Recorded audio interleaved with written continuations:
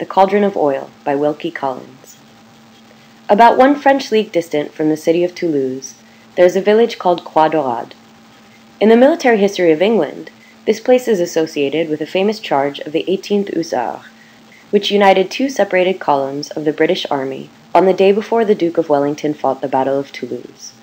In the criminal history of France, the village is memorable as the scene of a daring crime, which was discovered and punished under circumstances sufficiently remarkable to merit preservation in the form of a plain narrative. 1. The persons of the drama. In the year 1700, the resident priest of the village of Croix Daurade was Monsieur Pierre Célestin Chaubard. He was a man of no extraordinary energy or capacity, simple in his habits and sociable in his disposition. His character was irreproachable. He was strictly conscientious in the performance of his duties, and he was universally respected and beloved by all his parishioners. Among the members of his flock there was a family named Siadoux. The head of the household, Saturnin Siadoux, had been long established in business at Croix Daurade as an oil manufacturer. At the period of the events now to be narrated, he had attained the age of 60 and was a widower. His family consisted of 5 children, 3 young men who helped him in the business, and 2 daughters. His nearest living relative was his sister, the widow Miraille. The widow resided principally at Toulouse. Her time in that city was mainly occupied in winding up the business affairs of her deceased husband, which had remained unsettled for a considerable period after his death, through delays in realizing certain sums of money owing to his representative. The widow had been left very well provided for. She was still a comely, attractive woman, and more than one substantial citizen of Toulouse had shown himself anxious to persuade her into marrying for the second time. But the widow Miraille lived on terms of great intimacy and affection with her brother Siadoux and his family. She was sincerely attached to them, and sincerely unwilling, at her age, to deprive her nephews and nieces, by a second marriage, of the inheritance, or even of a portion of the inheritance which would otherwise fall to them on her death. Animated by these motives, she closed her doors resolutely on all suitors who attempted to pay their court to her, with the one exception of a master butcher of Toulouse, whose name was Cantegrel. This man was a neighbor of the widow's, and had made himself useful by assisting her in the business complications which still hung about the realization of her late husband's estate. The preference which she showed for the master butcher was thus far of the purely negative kind. She gave him no absolute encouragement. She would not for a moment admit that there was the slightest prospect of her ever marrying him, but at the same time she continued to receive his visits, and she showed no disposition to restrict the neighborly intercourse between them, for the future, within purely formal bounds. Under these circumstances, Saturnin Siadoux began to be alarmed, and to think it time to bestir himself. He had no personal acquaintance with Cantegrel, who never visited the village, and Monsieur Chaubard, to whom he might otherwise have applied for advice, was not in a position to give an opinion. The priest and the master butcher did not even know each other by sight.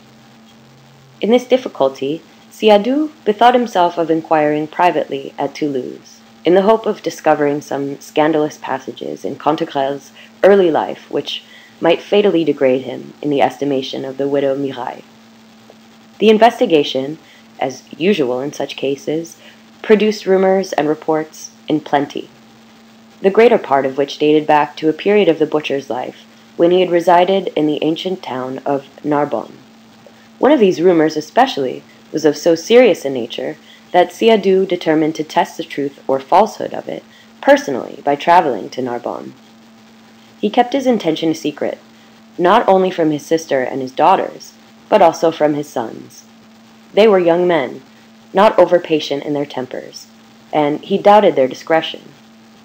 Thus, nobody knew his real purpose but himself when he left home. His safe arrival at Narbonne was notified in a letter to his family. The letter entered into no particulars relating to his secret errand.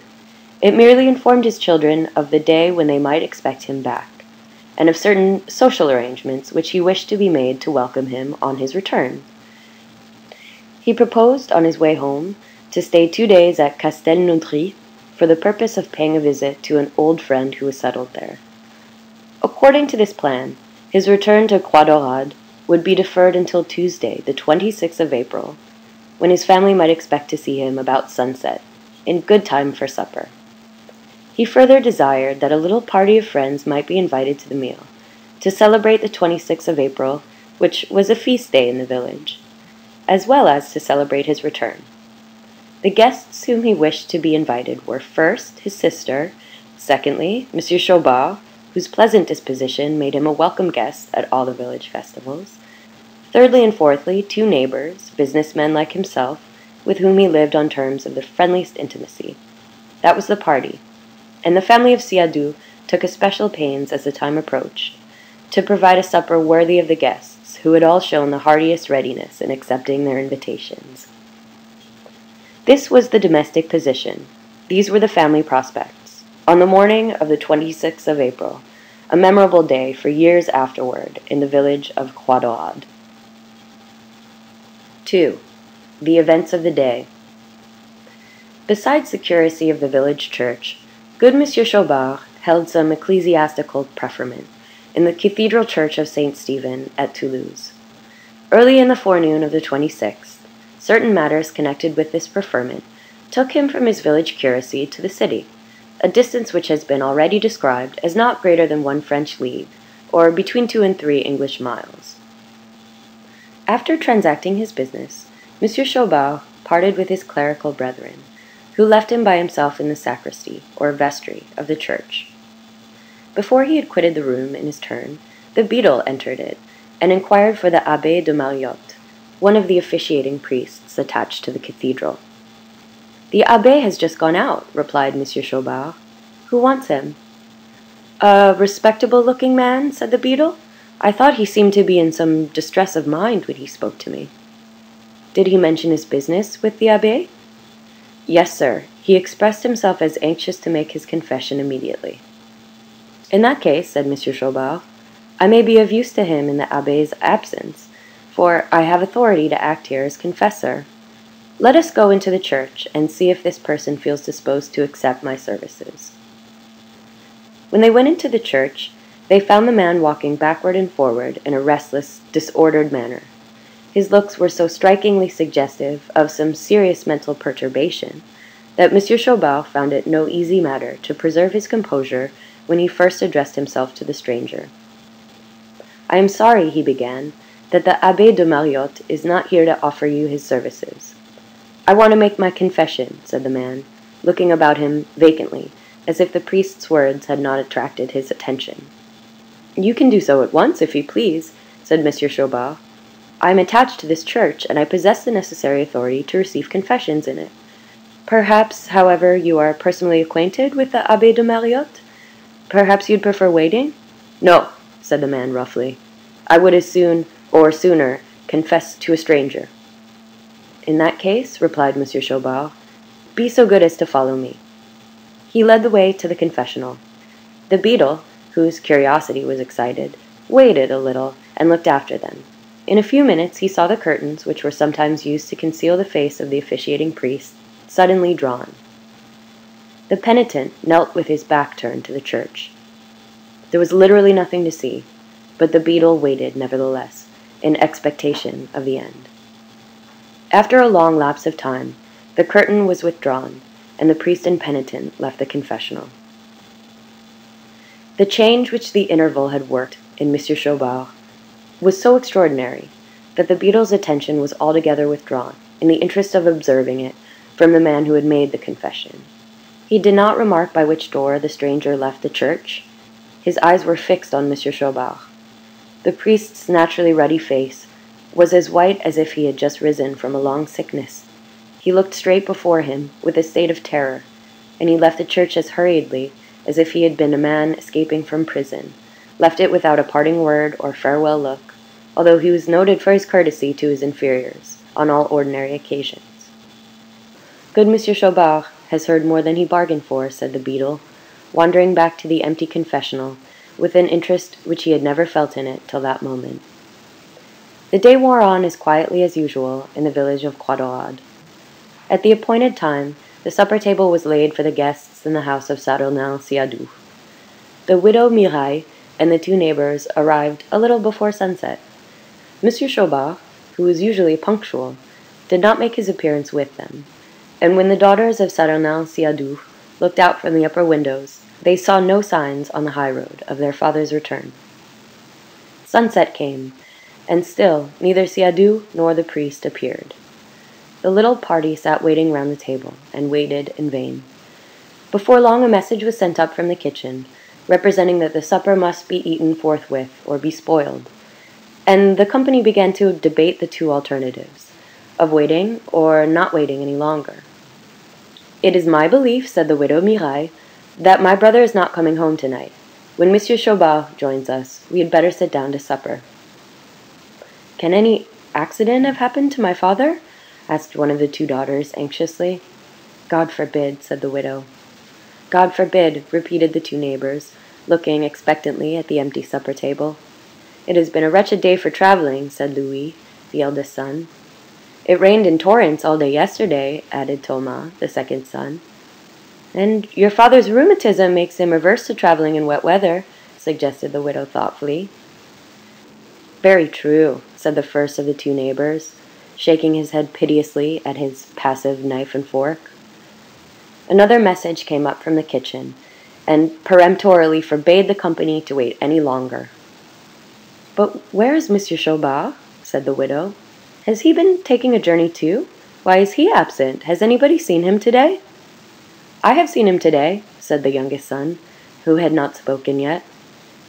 This young man's name was Jean. He was little given to talking, but he had proved himself on various domestic occasions to be the quickest and most observant member of the family. "Where did you see him?" asked the widow. "I met him this morning on his way into Toulouse." "Has he not fallen ill, I hope? Did he look out of sorts when you met him?" "He was in excellent health and spirits," said Jean. "I never saw him look better." "And I never saw him look worse," said the second of the neighbors, striking into the conversation with the aggressive fretfulness of a hungry man. "What? This morning?" cried Jean, in astonishment. "No, this afternoon," said the neighbor. "I saw him going into our church here. He was white as our plates will be when they come up, and what is almost as extraordinary, he passed without taking the slightest notice of me." Jean relapsed into his customary silence. It was getting dark. The clouds had gathered while the company had been talking, and at the first pause in the conversation, the rain, falling again in torrents, made itself drearily audible. "Dear, dear me," said the widow. "If it was not raining so hard, we might send somebody to inquire after good Monsieur Chaubard." "I'll go and inquire," said Thomas Siadoux. "It's not 5 minutes' walk. Have up the supper. I'll take a cook with me, and if our excellent Monsieur Chaubard is out of his bed, I'll bring him back to answer for himself." With those words he left the room. The supper was put on the table forthwith. The hungry neighbor disputed with nobody from that moment, and the melancholy neighbor recovered his spirits. On reaching the priest's house, Thomas Siadoux found him sitting alone in his study. He started to his feet, with every appearance of the most violent alarm, when the young man entered the room. "I beg your pardon, sir," said Thomas. "I'm afraid I've startled you."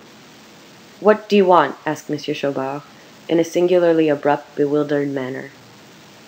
"Have you forgotten, sir, that this is the night of our supper?" remonstrated Thomas. "My father has not come back, and we can only suppose—" At those words the priest dropped into his chair again, and trembled from head to foot. Amazed to the last degree by this extraordinary reception of his remonstrance, Thomas Siadoux remembered, at the same time, that he had engaged to bring Monsieur Chaubard back with him, and he determined to finish his civil speech as if nothing had happened. "We are all of opinion," he resumed, "that the weather has kept my father on the road. But that is no reason, sir, why the supper should be wasted, or why you should not make one of us, as you promised. Here is a good warm cloak." "I can't come," said the priest. "I'm ill. I'm in bad spirits. I'm not fit to go out." He sighed bitterly, and hid his face in his hands. "Don't say that, sir," persisted Thomas. "If you are out of spirits, let us try to cheer you, and you in your turn will enliven us. They are all waiting for you at home. Don't refuse, sir," pleaded the young man, "or we shall think we have offended you in some way. You have always been a good friend to our family." Monsieur Chaubard again rose from his chair. with the second change of manner, as extraordinary and as perplexing as the first. His eyes moistened as if the tears were rising in them. He took the hand of Thomas Siadoux and pressed it long and warmly in his own. There was a curious mixed expression of pity and fear in the look which he now fixed on the young man. "Of all the days in the year," he said very earnestly, "don't doubt my friendship today. Ill as I am, I will make one of this supper party, for your sake." "And for my father's sake?" added Thomas, persuasively. "Let us go to the supper," said the priest. Thomas Siadoux wrapped the cloak round him, and they left the house. Everyone at the table noticed the change in Monsieur Chaubard. He accounted for it by declaring, confusedly, that he was suffering from nervous illness, and then added that he would do his best, notwithstanding, to promote the social enjoyment of the evening. His talk was fragmentary, and his cheerfulness was sadly forced, but he contrived, with these drawbacks, to take his part in the conversation, except in the case when it happened to turn on the absent master of the house.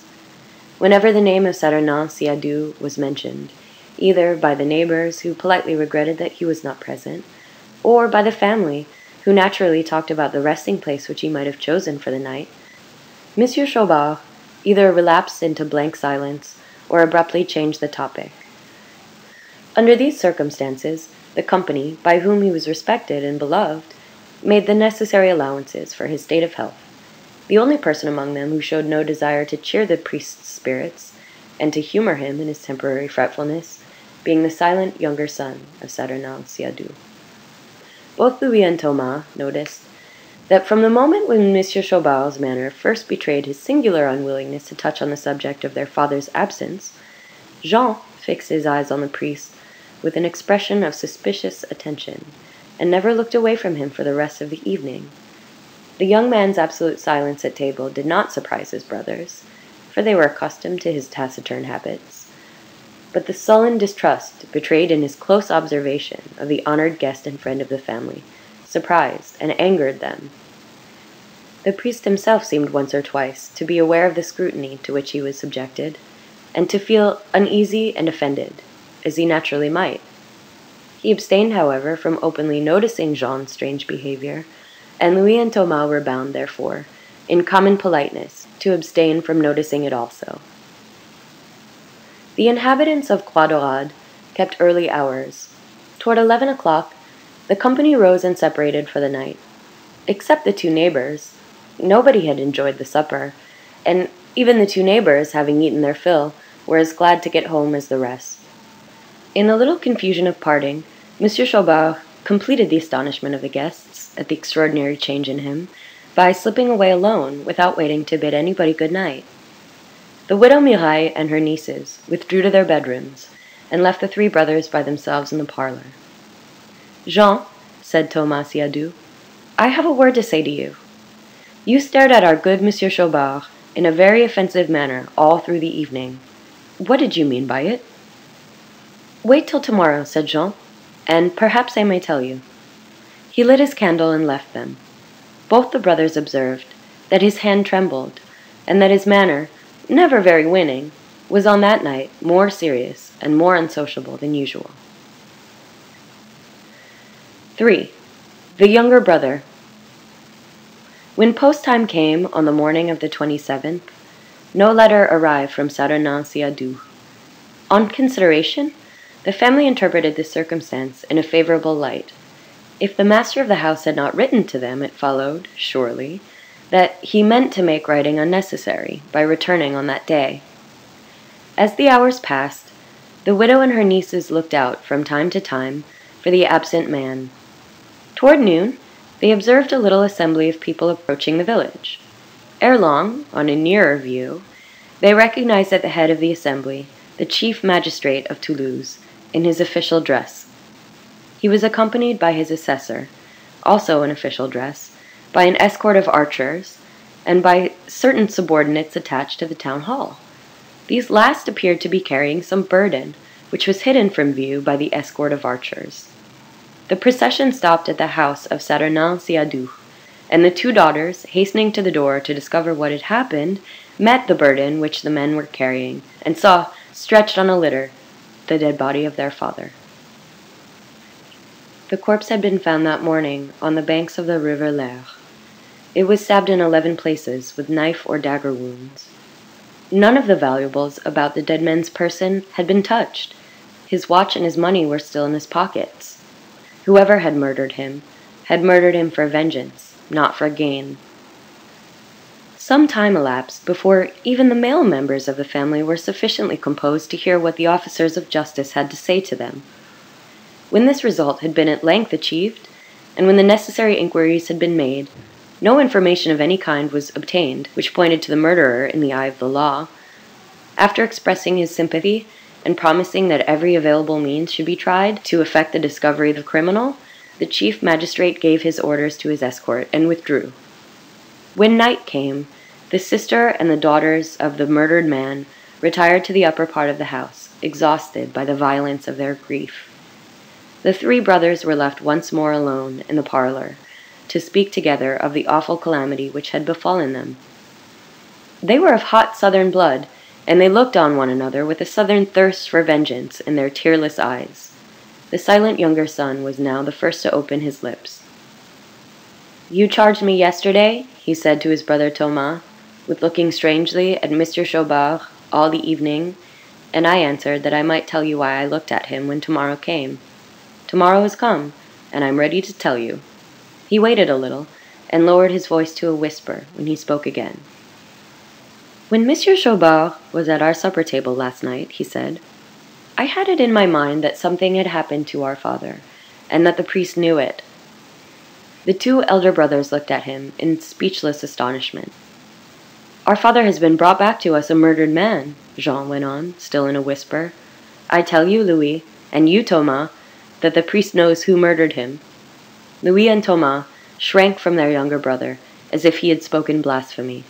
"Listen," said Jean. "No clue has been found to the secret of the murder. The magistrate has promised us to do his best, but I saw in his face that he had little hope. We must make the discovery ourselves, or our father's blood will have cried to us for vengeance, and cried in vain. Remember that, and mark my next words. You heard me say yesterday evening that I had met Monsieur Chaubard on his way to Toulouse in excellent health and spirits. You heard our old friend and neighbor contradict me at the supper table and declare that he had seen the priest, some hours later, go into our church here with the face of a panic-stricken man. You saw, Thomas, how he behaved when you went to fetch him to our house. You saw, Louis, what his looks were like when he came in. The change was noticed by everybody. What was the cause of it? I saw the cause in the priest's own face, when our father's name turned up in the talk round the supper table. Did Monsieur Chaubard join in that talk? He was the only person present who never joined in it once. Did he change it? On a sudden, whenever it came his way? It came his way 4 times, and 4 times he changed it, trembling, stammering, turning whiter and whiter, but still as true as the heaven above us, shifting the talk off himself every time. Are you men? Have you brains in your heads? Don't you see, as I see, what this leads to? On my salvation, I swear it, the priest knows the hand that killed our father." The faces of the 2 elder brothers darkened vindictively, as the conviction of the truth fastened itself on their minds. "How could he know it?" they inquired eagerly. "He must tell him himself," said Jean. "And if he hesitates, if he refuses to open his lips, we must open them by main force." They drew their chairs together after that last answer, and consulted for some time in whispers. When the consultation was over, the brothers rose and went into the room where the dead body of their father was laid out. The 3 kissed him in turn on the forehead, then took hands together and looked meaningly in each other's faces, then separated. Louis and Thomas put on their hats and went at once to the priest's residence, while Jean withdrew by himself to the great room at the back of the house, which was used for the purposes of the oil factory. Only one of the workmen was left in the place. He was watching an immense cauldron of boiling linseed oil. "You can go home," said Jean, patting the man kindly on the shoulder. "There is no hope of a night's rest for me, after the affliction that has befallen us. I will take your place at the cauldron. Go home, my good fellow, go home." The man thanked him and withdrew. Jean followed, and satisfied himself that the workman had really left the house. He then returned, and sat down by the boiling cauldron. Meanwhile, Louis and Thomas presented themselves at the priest's house.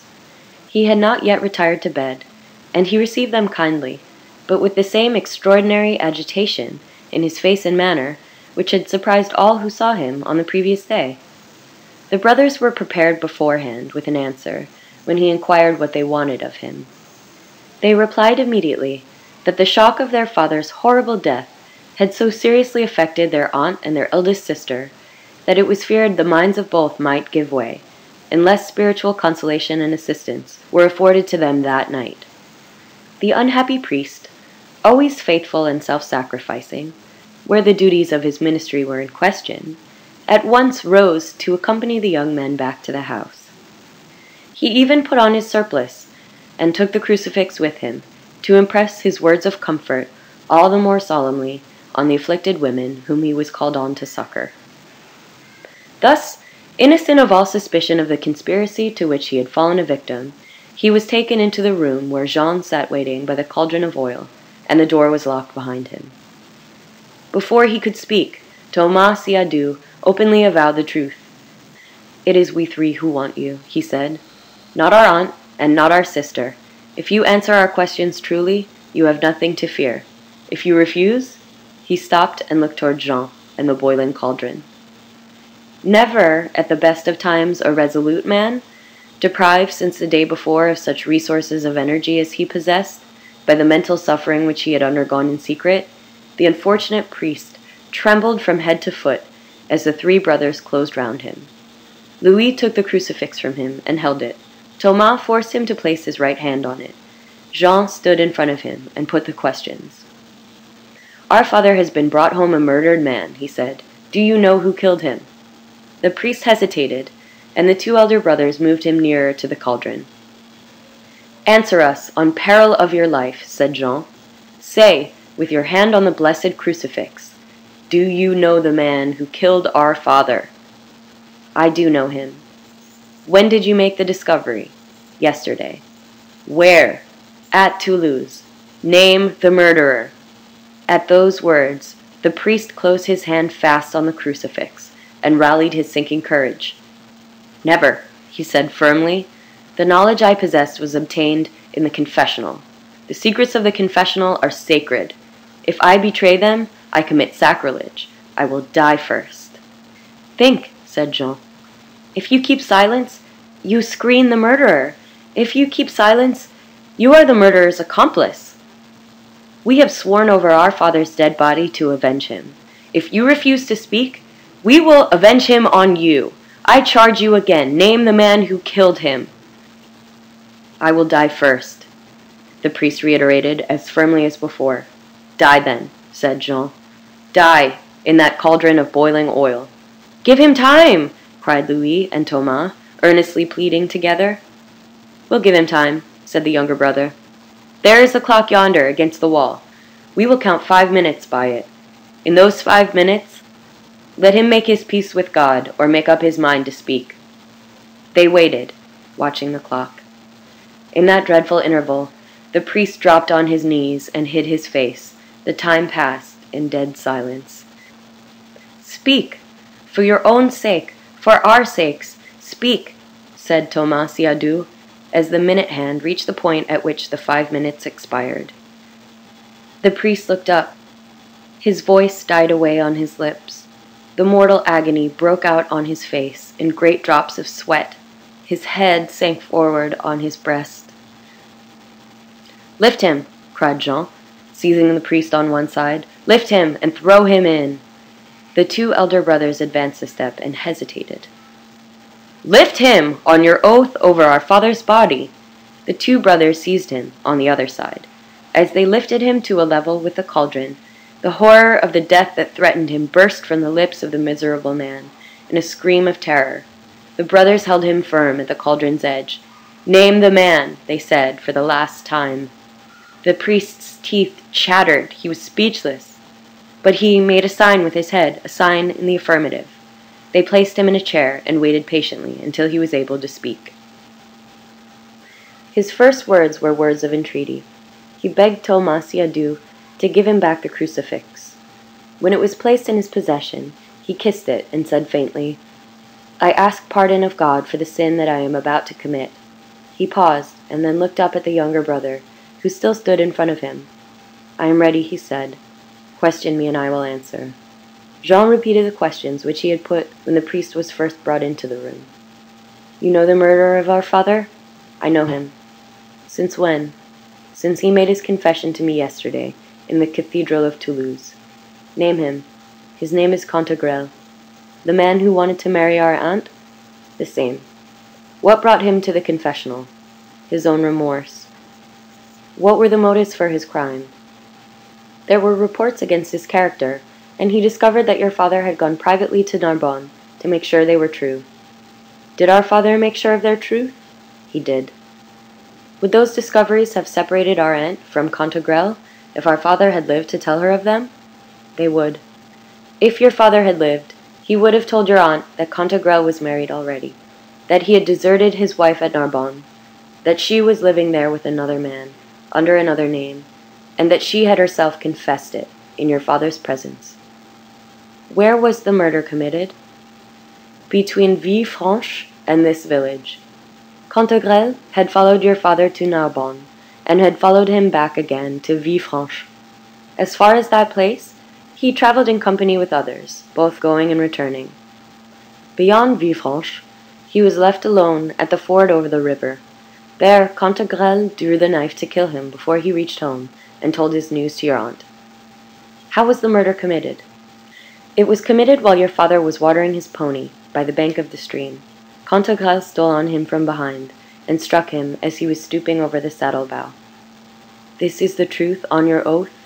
"On my oath, it is the truth." "You may leave us." The priest rose from his chair without assistance. From the time when the terror of death had forced him to reveal the murderer's name, a great change had passed over him. He had given his answers with the immovable calmness of a man on whose mind all human interests had lost their hold. He now left the room, strangely absorbed in himself, moving with the mechanical regularity of a sleepwalker, lost to all perception of things and persons about him. At the door, he stopped, woke, as it seemed, from the trance that possessed him, and looked at the three brothers with a steady, changeless sorrow, which they had never seen in him before, which they never afterward forgot. "I forgive you," he said, quietly and solemnly. "Pray for me when my time comes." With those last words, he left them. 4. The End.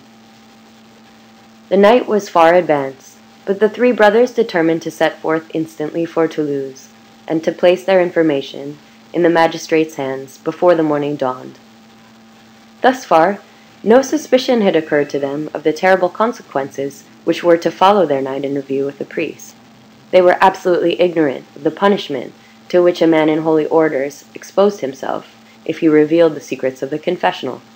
No infliction of that punishment had been known in their neighborhood, for at that time, as at this, the rarest of all priestly offenses was a violation of the sacred trust confided to the confessor by the Roman Church. Conscious that they had forced the priest into the commission of a clerical offense, the brothers sincerely believed that the loss of his curacy would be the heaviest penalty which the law could exact from him. They entered Toulouse that night, discussing the atonement which they might offer to Monsieur Chaubard, and the means by which they might best employ to make his future easy to him.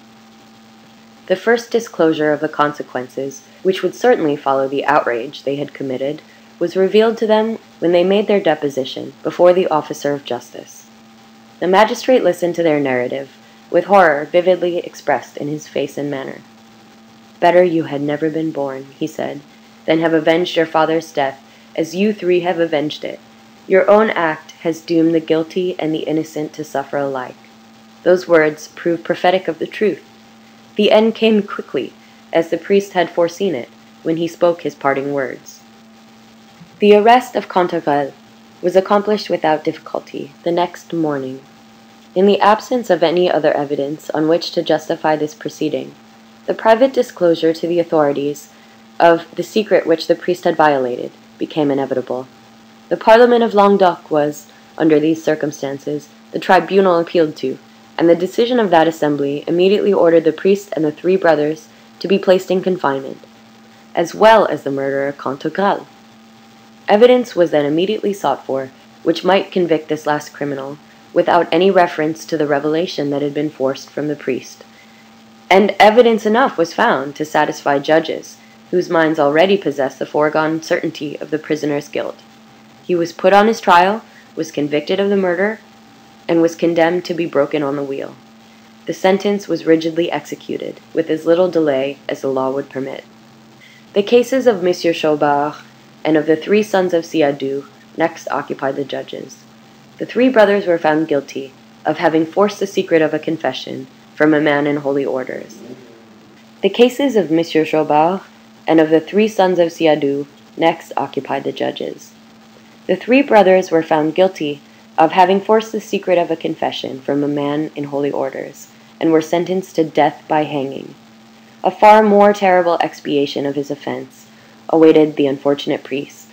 He was condemned to have his limbs broken on the wheel, and to be, afterward, while still living, bound to the stake and destroyed by fire. Barbarous as the punishments of that period were, accustomed as the population was to hear of their infliction, and even to witness it, the sentences pronounced in these two cases dismayed the public mind, and the authorities were surprised by receiving petitions for mercy from Toulouse and from all the surrounding neighborhood. But the priest's doom had been sealed. All that could be obtained by the intercession of persons of the highest distinction was that the executioner should grant him the mercy of death before his body was committed to the flames. With this one modification, the sentence was executed, as the sentence had been pronounced, on the curate of Croix Daurade. The punishment of the three sons of Siadoux remained to be inflicted, but the people, roused by the death of the ill-fated priest, rose against this third execution with a resolution before which the local government gave way. The cause of the young men was taken up by the hot-blooded populace as the cause of all fathers and all sons. Their filial piety was exalted to the skies. Their youth was pleaded in their behalf. Their ignorance of the terrible responsibility which they had confronted in forcing the secret from the priest was loudly alleged in their favor. More than this, the authorities were actually warned that the appearance of the prisoners on the scaffold would be the signal for an organized revolt and rescue. Under this serious pressure, the execution was deferred, and the prisoners were kept in confinement until the popular ferment had subsided. The delay not only saved their lives, it gave them back their liberty as well. The infection of the popular sympathy had penetrated through the prison doors. All three brothers were handsome, well-grown young men. The gentlest of the three in disposition, Thomas Siadoux, aroused the interest and won the affection of the head jailer's daughter. Her father was prevailed on, at her intercession, to relax a little in his customary vigilance, and the rest was accomplished by the girl herself. One morning, the population of Toulouse heard, with every testimony of the most extravagant rejoicing, that the three brothers had escaped, accompanied by the jailer's daughter. As a necessary legal formality, they were pursued, but no extraordinary efforts were used to overtake them, and they succeeded accordingly in crossing the nearest frontier. 20 days later, orders were received from the capital to execute their sentence in effigy. They were then permitted to return to France on condition that they never again appeared in their native place or in any other part of the province of Languedoc. With this reservation, they were left free to live where they pleased and to repent the fatal act which had avenged them on the murderer of their father at the cost of the priest's life. Beyond this point, the official documents do not enable us to follow their career. All that is now known has now been told of the village tragedy at Croix Daurade. End of section 8.